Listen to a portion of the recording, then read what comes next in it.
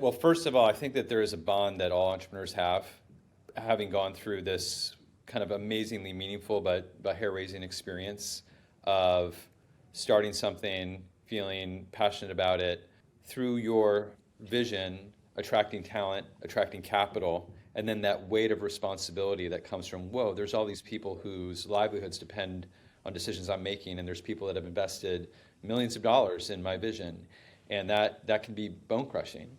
And so the first thing is that just that like camaraderie and connectedness of like having that shared experience, and I think the deep respect that comes from that is pretty foundational.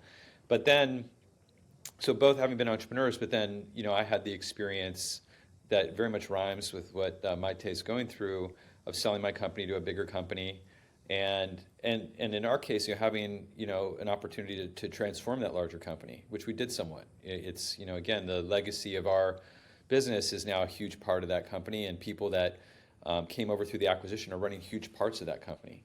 And Maite has that same opportunity here, and so I think really hard about how do we set this up for success. Entrepreneurs start businesses for a reason. They want to manifest something in a way that makes sense to them. They want to build something according to their values.